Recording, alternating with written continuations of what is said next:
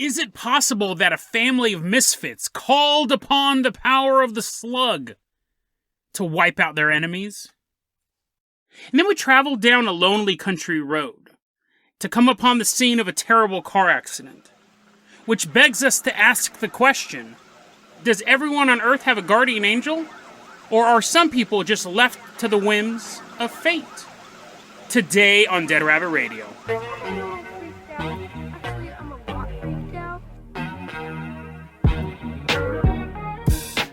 Hey everyone, welcome back to another episode of Dead Rabbit Radio. I'm your host, Jason Carpenter. I'm having a great day. Hope you guys are having a great day too. Hope you guys are staying warm, because I'm freezing. I'm so cold, and I can't run any heaters because they're too loud, so I'm just going to complain about it as I record this podcast. But someone who never complains, walking into Dead Rabbit Command right now, our newest Patreon supporters. Everyone give a big, warm round of applause for Okulanda. Okulanda, come on into Dead Rabbit Command. Shut the door, you're letting the heat out. Okulanda, you're going to be our captain, our pilot this episode. If you guys can't support the Patreon, I totally get it. Just help spread the word about the show. That really helps out a lot. We also have a merch store, and I have an Amazon wish list if you want to buy me a book. If you want to buy me a spooky book, you can check that out. But if you don't want to spend any money on me, that's fine too. Just spread the word about the show. Okulanda, I'm going to go ahead and toss you the keys to the Jason Jalopy. We're going to turn on the heater and we're going to hop on inside. Let's leave behind Dead Rabbit Command. We're headed all the way out to my house. It's like right around the corner. We could have just walked there. It's a waste of gas, but we're here. We're at my dumpster is specifically where we're going. I talked about this on my TikTok. I posted this yesterday on my TikTok, but I wanted to go into more detail. I was taking my trash out the other day, and as I was cramming my garbage into this dumpster, the garbage people haven't come to empty it because of the stupid winter storm. There, luckily, at the top of the trash, I didn't have to dig through a bunch of chicken bones to get it, but to be fair, it was in the dumpster. It did have trash on it. Was a Mason's hat. It wasn't like a Shriner's cap. Man, that would have been a cool find. But it's a baseball cap with the Mason's logo on it. You know, like the compass and the G. There's a specific term for it. It's called like the S and C, or like the scales and compass logo is what it's called. And I'm looking at it, and I'm like, what? Is this real? Pinch me, I'm pinching myself. No, it's cool. Like, I do collect baseball caps. I've talked about it before on my show. I collect all sorts of hats, but mostly baseball caps. But here's this Mason's cap. So I put my garbage in, and I pulled that one out, took it home. That's the end of the story. It's not like a ghost of a Mason showed up last night or anything like that. I just think it's really interesting. I talked about it on TikTok. I posted on TikTok, and I made a joke. I gotta be specific. It was a joke that I'm going to wear it so cops don't pull me over, and then I'm going to wear it to court hearings so the judge will let me go. The reason why I have to specify it's a joke, because apparently I did some research on this. It is illegal in some states. I haven't checked out Oregon specifically yet, but it's illegal in some states to pretend you are a Mason. This is isn't that weird? Like, the law doesn't say you can't be a Mason, but it does specify you can't lie that you're a member of a group, and it shows like fraternal orders is one of the ones that is, you can't say that you're a Mason and not actually be one of those dudes. So I will say this, I'll probably end up wearing it because I do collect hats, and it's definitely a oddity of a hat, but what it means is that other Masons will come up to me, they'll be like hiding in the bushes, and they'll skulk out, and they'll ask you questions to see if you're really a Mason. And what makes it illegal, apparently, whether or not, they used to enforce these laws, right? I found a story from like 1930 of a guy who went to jail for this, but I mean, again, it was 1930. People were going to jail for all sorts of stuff.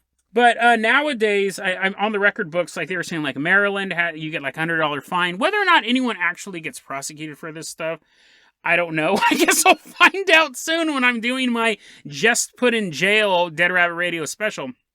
A Mason walks up to you and they'll ask you questions. Apparently there's some like Mason questions, and they'll be like, where's the jar at on Sunday? And I would be like, indubitably, it's the grape level. Like there's like a code I don't know any of that stuff, right? So if I'm wearing the Mason cap and someone comes up to me and starts asking me questions, they're like, where's the bathroom? I'm like, whoa, I'm not a Mason. They're like, no, seriously, I have to go to the bathroom. As long as I don't pretend to be a Mason, I guess it's legit. Maybe, again, I guess we'll find out when I get arrested for wearing this Mason's hat. Yeah, because it's a copyrighted symbol. It's weird. But then I thought, I have that Israeli police hat that I bought a long time ago. I talked about that on a previous episode, and people would come up to me and go, "Are you from Israel? Or are you Israeli?" Usually it was other Israeli people who'd be like, and then I'd be like, "No, I just bought the hat," and they'd always be like, "Oh, I thought I made a friend." But I think as long as I don't claim to be an Israeli police officer or claim to be a Mason guy. But what's interesting, I never got prosecuted for pretending to be a cop when I wore the Israeli police hat. But if I saw someone wearing a Mason's hat, I guess, let me ask you this. Would you assume they were a Mason? I don't know if I would, because if I see someone wearing a Los Angeles Raiders hat, or LA, what are they now, the Las Vegas Raiders? You don't assume they're members of the team. You assume they're fans of the Raiders, or they're criminals from the 1990s. If you saw someone with a Mason's hat, would you assume they're a Mason? You're already like, Jason, don't even finish the sentence. Obviously, that's what people think. Or maybe they're just fans of the Masons. Maybe they're fans of the work. I don't know. If I see someone wearing a hat that says Army on it, I don't always assume they're in the Army. And if I see someone wearing a hat that says SWAT on it, I never assume they're a SWAT person because they're ordering Taco Bell at 1 a.m. So it's interesting. Now, you don't get prosecuted for impersonating a SWAT officer or impersonating, a member of the Raiders team. But there might be more of a thing. I don't think many people who are wearing sports gear try to pass themselves off as members of the New England Patriots. But if you had a Mason's hat on, I think the key would be, am I pretending to be a Mason, or I'm just wearing a hat I found in the garbage? So anyways, I now have a Mason's hat. It may show up in a live stream at some point. Who knows? I may end up in prison because of it. Who knows? I guess the future is our oyster. We will see what happens with my garbage hat. I'm wondering why the person threw it away. Did they move out? Did someone find it? I don't know. I guess we will find out. I keep saying that. I can almost be assured that when I say find out, something bad will happen. Again, either a bunch of Masons will break in my house and beat me up for impersonating them, or anything from that to me getting lice. Because again, I did find a baseball cap in the trash. But I will keep you updated. I will keep you updated as to the court hearings or beatings or lice infestation. Whichever way happens, you will know about it. Okulanda, let's go ahead and toss you the keys to the Dead Rabbit dirigible. We're going to leave behind my dumpster. We're going to leave behind a great way to start this episode. We're leaving behind this dumpster. We're headed all the way out to the Midwest. There's this really cool, relatively new subreddit called the ChurchOfCharlesFort. I'll put the link in the show notes. If you guys don't know who Charles Fort is, he's the guy, when was it? It was the early 1900s. He started publishing all these books, like the Book of the Damned. His name has become synonymous with weirdness and high strangeness. There's that magazine Fortean Times. The term Fortean is basically the study of the bizarre. So Charles Fort was one of the very first guys to start compiling records of frogs falling from the sky, mysterious events, fairies, things like that. It's really, really good stuff. He's basically the Jacques Vallée of his time period. Just someone who was really enthusiastic about figuring out how the world worked and how all this paranormal stuff started. And there's this new subreddit called the Church of Charles Fort, and they're posting a lot of really good stuff. There. I recently just became a mod. I was recently talking to the guy who started it, a user going by the name of Cold Black Water. And he goes, I just want to cover obscure stuff. I don't want to cover stuff that's been told 100 times. And I was like, can I help you? Can I please be a part of your team? So graciously, he let me be a mod on that, and we really want to... This will be great, because we need more things like this. I'm tired of hearing about Bermuda Triangle. I'm tired of hearing about the same stories over and over and over again. So, and this is one of those. I had never heard this story before. So thanks for posting this, and hopefully this subreddit, we get more great stuff like that. There is an article written by a researcher named T. Peter Park. about the Lincoln legend. Here's the story. In the late 1890s, in the Midwest of the United States, there's a small town. It's unnamed. This is a story that T. Peter Park heard himself back in the 1960s. And it was a friend of a friend who was there. It was my doctor knew someone who witnessed these events. And he was fascinated by this story. He always seemed to be one step behind of the actual legend. And no one could ever specify when it happened outside of like the late 1890s or where it happened. But he heard this story so many times, he had to get to the bottom of it. In the late 1890s, in this unnamed small Midwestern town, a family of strangers move into town. A horse comes walking in, buggy, like stagecoach stuff. A dad, go down, slow horse, time to stop. And then there's a mom sitting next to him and being like, oh, I guess we're here now. And then in the back of this wagon, there's a daughter and these two sons, and they're like stretching. They're like, it's finally nice to be home. And the townspeople are like, who are these total weirdos? Because what they're looking at is the Lincoln family. They all shared these weird characteristics. They were all the word that's kind of summed up to explain all five of them is froggish. They were described as being very froggish people. They were squat-bodied people with ugly faces and sickly white skin. Their eyes seemed to bulge out of their sockets, and they had broad foreheads. Out of all of those, I don't even know why they mentioned the foreheads. That's fine. I know a lot of people with broad foreheads. But anyways, like that just seems like such a de-escalation considering the fact you described them as frogs. It's not like you're like, and then kids, wait for this. They had really big foreheads. Oh, that's so spooky. Like you could have just left that part out. And these guys are just kind of walking around town.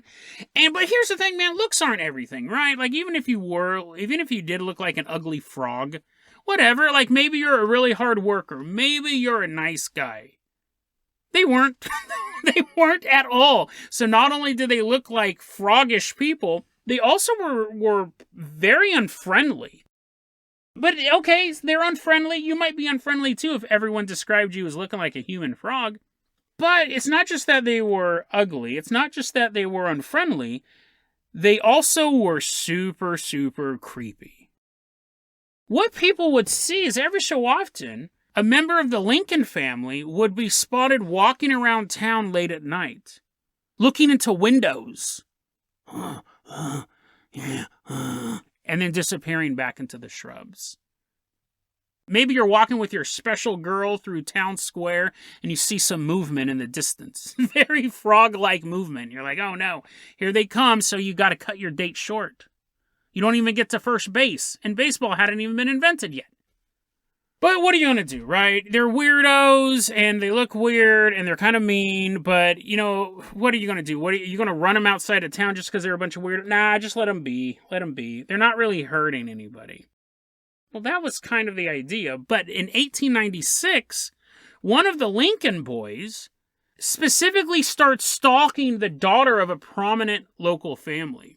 So there's this young maiden, she's sitting there, fixing her hair, it's all curly and stuff, and the frog man, he's not actually a frog man, but this Lincoln, we'll call him Charlie, starts stalking the young daughter of a prominent local family, but stalking is just not cutting it anymore. He's tired of just hiding in the bushes, staring through the window while she's sleeping. He wants the real thing. So one night he tracks her down and rapes her and murders her.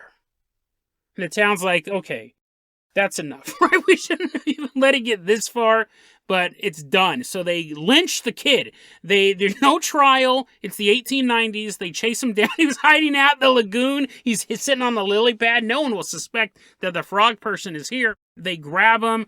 They lynch him. It's over with. At the young man's funeral, the Lincoln family is there, as well as other town officials. For some reason, I guess they're rubbing it in, right? They lynched him. They murdered him. I don't know why they're attending his funeral. We'll always remember the great time we had hanging you. As they're at the funeral, the father of the clan, of the Lincoln clan, curses the town.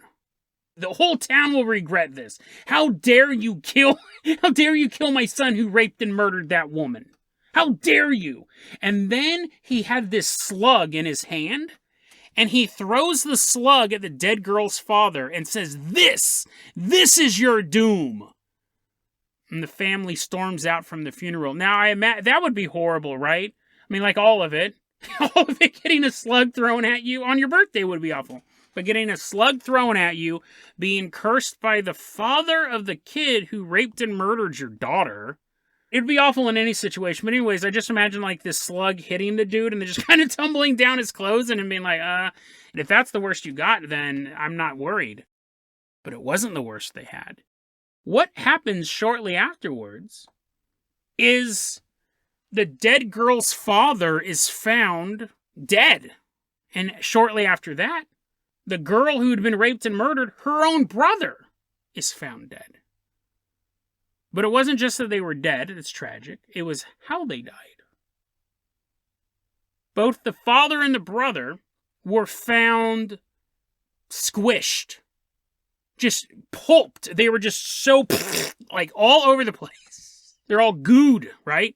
And not only were they basically turned into pie filling, they were covered in slime.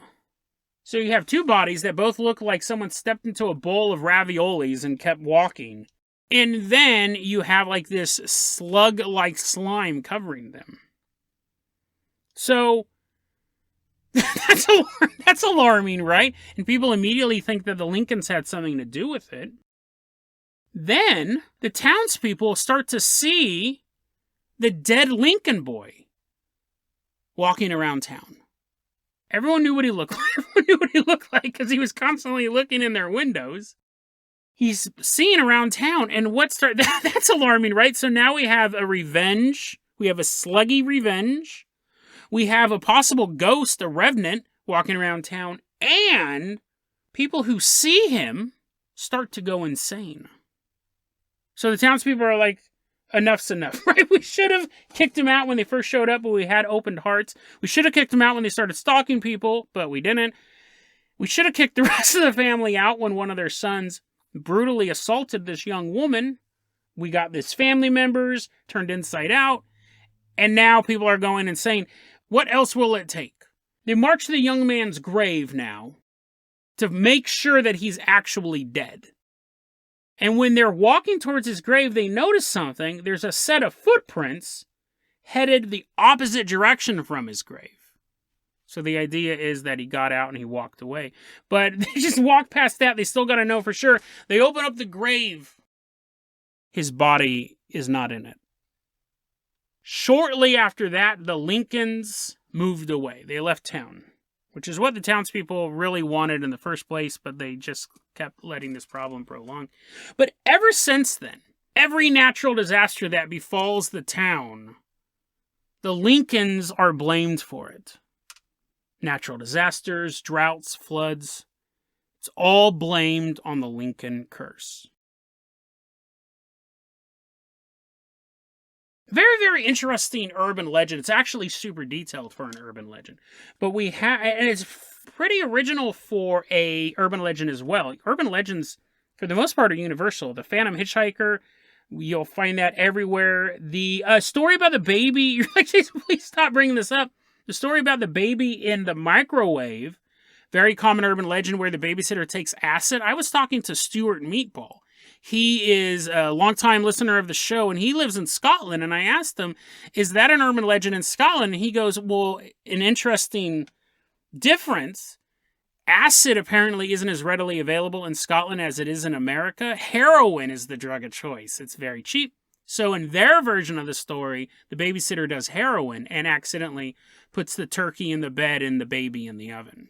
So we have those details change. This story seems so regional. And what's fascinating about it is the story exists. The story's not some fictional account that was made up. It existed at one point and people told it to each other, but it's always, let's say, T. Peter Park heard this story back in 1966 when he was at the University of Virginia, and he was always told it was this town, it was this other town it was happening in. It's never the town you're in. It's my uncle knew a woman who heard this story before because she grew up in this town, or her grandpa grew up in this town. So there's always this weird connection, but it's never where you're at. It's never the person you're hearing it from. Really, really interesting urban legend. And it's existed for enough that when T. Peter Park was investigating it, not only was he finding other people who had heard of the story, but people were falsifying documents. People were actually trying to mislead him. People were actually falsifying documents, writing fake letters, because he was really searching for this, and people were like, oh yeah, I have some letters from my grandpa's trunk or something, and he sent these to this researcher, and they turned out to be fake, because where's this even come from? It's really, really interesting. The article is quite long. I really wanted to focus on the urban legend itself, but I'll put in the show notes the article to show the investigation he did, to try to figure out what part of the story is true, where it came from, and things like that. But in the end, spoiler alert, he's never able to find out any more information than he really had in the beginning. That being, there's a story of a family called the Lincolns who came into a town, and tragedy befell all the residents of this sleepy, unnamed Midwestern town.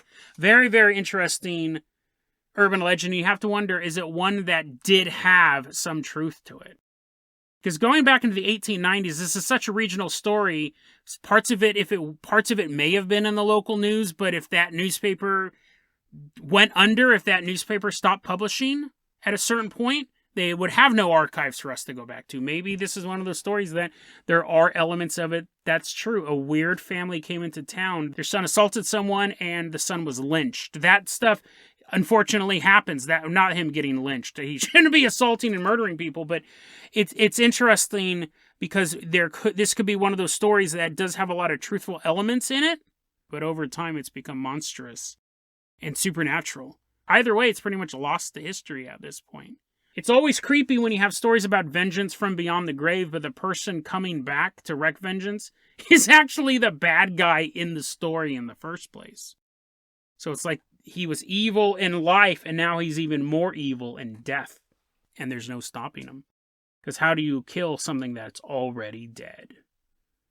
Okulanda, let's go ahead and toss you the keys of the Carpenter Copter. We're leaving behind this small Midwestern town. The Lincolns are throwing slugs at us. We're like, run, run, run. Let's get out of here. We're leaving behind this town. We're headed all the way out to another unnamed location. This story is not an urban legend, but it is a story. A lot of times when people post things online, they don't want to give away too much information. A lot of times people don't want to put information in they think may lead back to them. So I understand that. I would like this information, but I understand that. I found this online. It was written by someone who goes by the name ProofTest4150. We're going to call him Terry. We're going to call him Terry, but if that's accurate, it's just a stab in the dark. It's a really interesting story, and I want to jump into the meat of it. In 1998, Terry is driving down this country road, and he's sitting in the back seat, and then you have the driver and the passenger up front, both friends of his, and they're coming up to a four-way stop. But, I can't believe people still do this, or ever did it.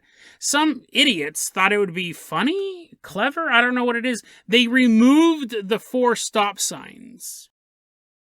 So now you basically are just waiting for people to die. This is not a funny prank. It's super dangerous. They removed the 4 stop signs, and Terry and his friends are driving down this road, and they come to this intersection. They just get T-boned by this other car going 60 miles an hour.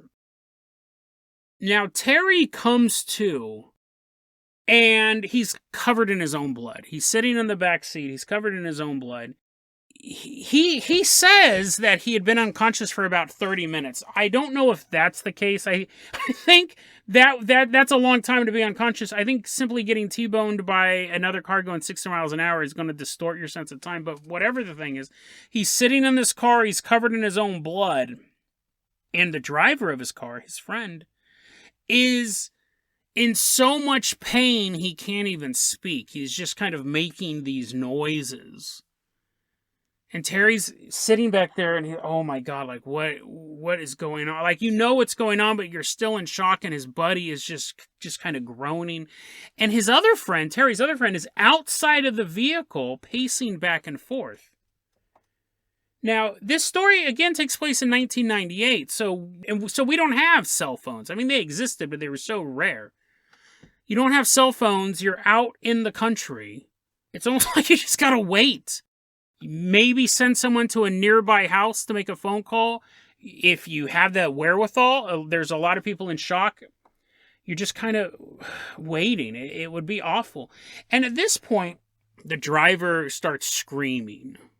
So now things have gotten worse, right? Your poor buddy up there is in so much pain he can't even do anything but gurgle. And now he's screaming, and Terry's sitting in the back seat. And that's when a older man walks up. It wasn't like Methuselah or anything like that, but older than these guys were. These guys were like in their early 20s. This dude walks up and asks Terry, hey, do you need anything? Do you need any help? And in a state of shock, Terry obviously needs some help, but he's like, I think my friend's dying. Can you help my friend? Can you help my friend? And this older man who's in his 40s is standing outside the car and goes, yeah, do you want me to pray with you? Do you want me to pray for the driver with you? And Terry's like, yeah, please. So they begin to pray, and this man is just kind of consoling Terry and keeping him comfortable, and everything's going to be okay. You're going to be okay. And Terry's just distraught, and he's worried more about other people than himself. This man stands there the entire time talking to him, even when the firefighters finally show up, and they have to cut Terry out of the car. The car is so mangled up, he can't get out on his own. They have to cut him out of the car. The man is always just standing there. And then after Terry is removed from the car, the man just kind of leaves the scene. Weeks later, weeks have passed now, and everyone's fine. Everyone's totally fine. The friend's still screaming weeks later, hey, everybody, how's it going? A couple weeks later, the friends get together, and they're kind of talking about what would happen, because what else would you talk about, right? This is kind of going to be your main subject for a while. They start talking about everything that happened, and the two friends are like, hey, Terry, we've been meaning to talk to you. We were waiting for all the blood to get cleaned up and us to be helped from the hospital, but what was up with you in the back seat? And Terry's like, what are you talking about? And they're like, well, I was busy screaming because I was in so much pain, and this dude was outside walking around the car trying to figure out what to do, but you were just in the back seat just kind of mumbling to yourself. He's like, what are you talking about? I was talking to that guy who came up to the car, and that's the two friends kind of look at each other, and we're like, yeah, you keep saying that, and you said it then. You kept saying, thank you, sir. Thank you for staying with me. There was no one there. There was no one there this whole time. We don't know what you were talking about. And Terry starts to think, whoa, was that like a guardian angel? Or did I just suffer massive brain damage? Like, what was that? He knew the guy was there. He knew for a fact this guy was there. But fast forward 20 years. Terry never forgot what this guy looked like. It was a pivotal moment in his life. It was a stranger who stayed with him until he was okay. In one of the scariest moments of his life, the stranger stayed with him. But one day, Terry looked in the mirror, and the man stared back at him. He realized this man who had come to the car, I should have described earlier, I shouldn't have described what he looked like. Here, pretend this happened. The man walked up to the car, and he had a shaved head and a beard. So now, I'm too lazy, clip that out and put that in the episode somewhere. Terry's looking in the mirror. Over the years, he had ended up shaving his head. He's like, I'm going to go for this cool Jason Statham look. And over the years, he said, you know what? I want to be like Kratos from God of War. I'm going to grow a big old beard. From the new versions, from the PS5 versions, I'm going to grow a big beard. And so one day, he looks in the mirror with this shaved head and his beard, and he looks up and he goes, it's you! He realized that the person outside of the car was him from the future. And he finishes off his post with this quote, I know it seems strange that I didn't recognize myself, but I look so different now than I did back then. When I recognized the man in the mirror as the man at the scene of my wreck, I was genuinely overwhelmed with emotion. I'm certain it was me. Unquote. It's an interesting story, and let's put on our conspiracy caps here to wrap this up. What it basically does is it turns the idea of guardian angels on its head. It's a guardian angel story with a dash of time travel. And it makes you ask the question, is it possible that guardian angels are us from the future? Now, not everyone recognizes their guardian angel, but very famously, there's that episode that I did, and this was a viral video. There was a man standing there, and someone walked by him and tapped him on the shoulder. And when the guy turned to look, there's this massive gate swinging towards him, and the dude jumps out of the way. And they never knew who the guy was who tapped him on the shoulder. It was weird. It was a really weird video. And you have to think, if that guy had not tapped him on the shoulder, he would have been grievously injured by this swinging gate. I'll put all that in the show notes. But usually that's how guardian angels show up. So we have incidents like that where we can't prove it's them in the future. But when we look at this story and the guy's adamant, this guardian angel was myself from the future, what does that say about guardian angels? Are they us from the future? Is it some sort of mental time travel or spiritual time travel? No one else saw him there. No one else saw him there. Is it possible that his own consciousness reached in to the past to have this conversation with him? Because the Terry in the future remembered how tragic the event was. So when the event happened in the timeline, the future Terry was remembering the event and manipulated the memory? Fascinating story. You can really play around with this. When I say time traveler, I'm not necessarily mean bleep, blop, bloop. We're sitting in a machine and it takes them back to that event. It could just be the consciousness, the spirit, existing in 2 points in time at the same moment. And what I find intriguing about this conspiracy theory is when we talk about guardian angels, the question I always have is, how come everyone doesn't have one? How come for every video I can see of a guy dodging death because of a warning from a stranger, I watch another video of 4 people pushing this metal structure down the road, and they hit the power lines, and like they were pushing the structure. This is a real video, unfortunately. They were pushing this metal frame down the road, and it had these 4 long poles on it, and the poles were tall enough to touch the power lines. And I'm watching this video, and it's 4 people being electrocuted to death because they had misjudged the height. They probably never even thought of that. So where was their guardian angel? Like, there's video after video after video, and even not on video, there's scores of people who die in all sorts of ways, either bizarre ways like the one I described, or just fairly mundane ways. Where's their guardian angel? And it could be that guardian angels aren't this external force. They're us. There's something in us that's stretching across the timeline. That would explain why not everyone has a guardian angel, because if you look at the idea of angels themselves, these messengers of God, there's trillions of them. Like, numerically, I don't even think you can count them. I know with demons, they say there's 10,000 demons for every finger on the hand of every human. So that's a lot of demons. And demons are 1/3 of the amount of angels. So those are estimates that have been put out by theologians, and there's definitely more than enough angels for every human to have a guardian angel, or hundreds of thousands each.